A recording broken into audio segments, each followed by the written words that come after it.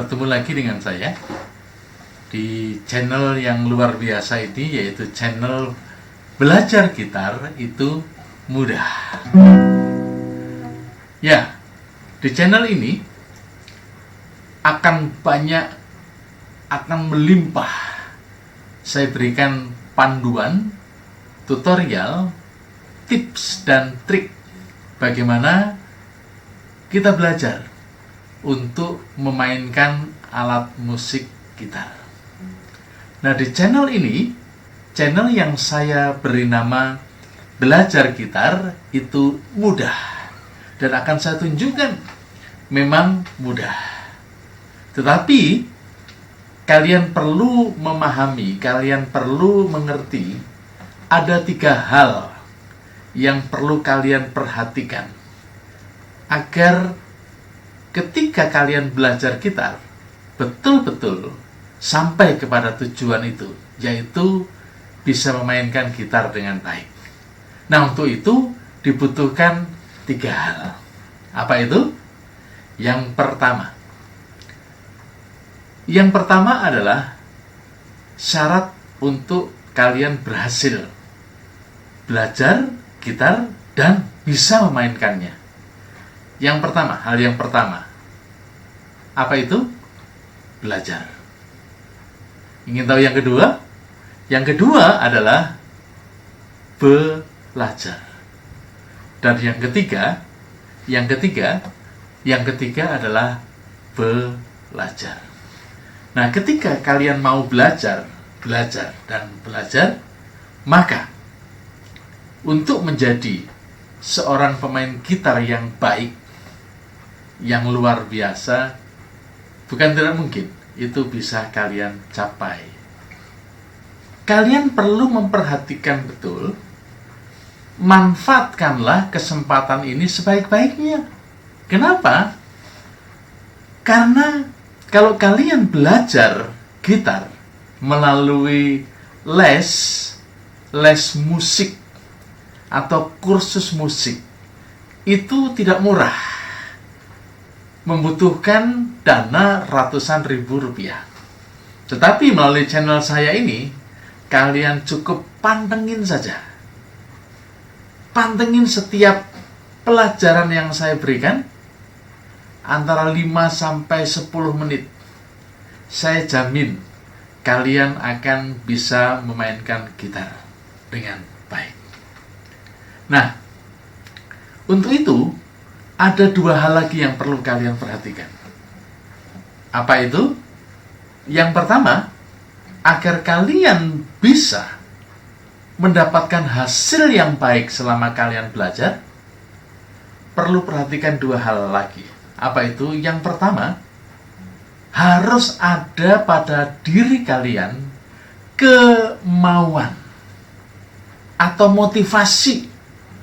Kemauan untuk belajar, motivasi untuk belajar, kemauan untuk bisa, dan motivasi untuk bisa memainkan alat musik gitar.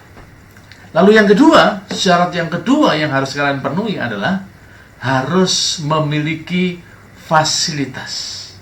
Nah, fasilitasnya apa? Ya otomatis gitar. Kalau kalian belajar gitar, kalian tidak memiliki yang namanya gitar, apa yang akan kita pelajari? Nah, 2 hal ini, kemauan atau motivasi kalian, lalu kalian harus ada fasilitas. Entah itu kalian pinjam, atau beli, atau miliki sendiri, fasilitas itu tetap harus ada. Kita masuk pada pelajaran. Nah, pelajaran awal yang saya berikan kepada kalian memang terkesan rumit, tetapi ini sangat penting. Kenapa? Karena ini menjadi suatu dasar. Kalau kalian gagal mengerti, memahami bagian ini, maka saya jamin akan kesulitan. Kalian akan sampai kepada tempat tertentu lalu stuck, berhenti di sana. Tetapi ketika kita memahami apa yang akan saya sampaikan di awal ini, saya jamin kalian akan bisa berkembang kemampuan kalian meledak dengan luar biasa. Bahkan bukan tidak mungkin, kalian bisa menyamai bahkan melebihi artis idola kalian. Apa yang akan saya sampaikan yang pertama, yang mengawali pertemuan kita pada saat ini adalah perihal tangga nada. Oke, siap ya? Oke, kita go sekarang.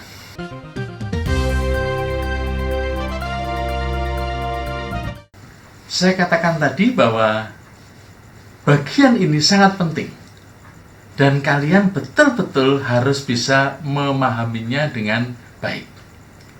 Tangga nada. Nah, tangga nada yang kita kenal umumnya yang ada itu ada 3 secara umum. Yang pertama adalah tangga nada diatonis. Lalu yang kedua, tangga nada kromatis. Dan yang ketiga, tangga nada pentatonis. Nah, yang saya sebut terakhir itu adalah tangga nada yang biasa dikenal dan dipakai untuk gamelan. Nah, kita belajar pada tangga nada diatonis dan kromatis. Sebenarnya pada dasarnya baik diatonis maupun kromatis ini pada dasarnya sama, yaitu tangga nada yang berbunyi dari do sampai ke do, dari do rendah sampai ke do tinggi. Nah, orang menyebutnya dalam satu oktav dari do rendah sampai ke do tinggi. Nah, untuk tangga nada diatonis itu ada 7 nada dengan jarak yang sama. Apa itu? Do, re, mi, fa, sol, la, si, do. Jaraknya sama. Kalau disebut di dalam notasi huruf C, D, E, F, G, A, B, C. Do, re, mi, fa, sol, la, si, do. Do rendah menuju ke do tinggi. Nah, tangga nada kromatis juga sama. Do rendah sampai do tinggi, lalu naik ke oktav berikutnya, ke lebih tinggi lagi. Tetapi untuk tangga nada kromatis itu ada jarak. Kalau diatonis itu 1, kalau kromatis itu setengah. Jadi dari do ke re tidak langsung ke re, tetapi naik setengah. Dari do menjadi do crash, do naik setengah, atau dis. Lalu dis ini atau C crash ini atau do crash ini sama dengan re mol. Jadi kalau istilah naik disebut dengan crash, kalau turun itu mol. Demikian seterusnya. Dari do naik setengah, lalu kemudian ke re. Dari re naik setengah, kemudian naik ke mi. Khusus mi ke fa itu jaraknya setengah. Jadi tidak ada mi naik setengah, jadi mi crash, tidak ada. Mi naik setengah itu menjadi fa, atau E naik setengah itu jadi F kalau sebutan notasi hurufnya. Demikian pun juga sama. Dari fa ke sol itu ada fa, fa crash atau fis, lalu kemudian masuk ke G atau sol. Lalu ke la juga demikian. Begitu sampai si kembali lagi naiknya setengah, bukan 1. Naik dari si naik setengah menjadi do.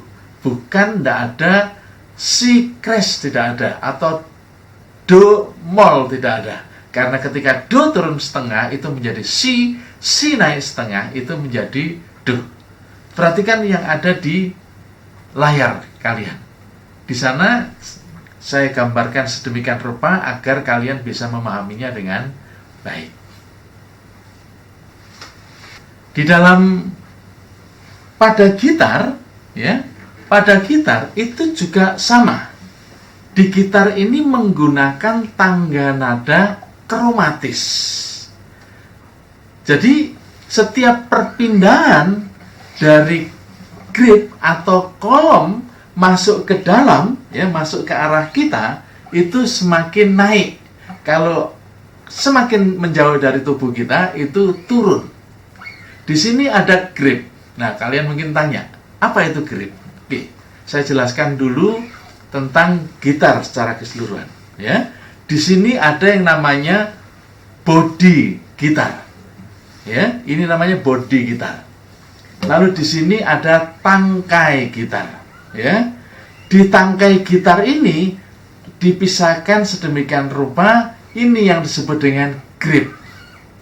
Lalu di sini adalah kepala gitar atau head gitar, tempat di mana menstel atau menyetel, ya, senar untuk mendapatkan nada tertentu.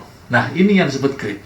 Nah, setiap perpindahan grip dari kolom yang satu ke berikutnya, kalau kita tekan, maka akan memunculkan suara yang lebih tinggi. Istilahnya naik setengah nada. Saya kasih contoh. Senar yang pertama, ya. Di gitar sebutan senar bukan dari atas tetapi dari bawah. Senar yang paling tipis, yang paling kecil ini, ya, ini disebut senar 1. Lalu senar 2, senar 3, 4 dan seterusnya.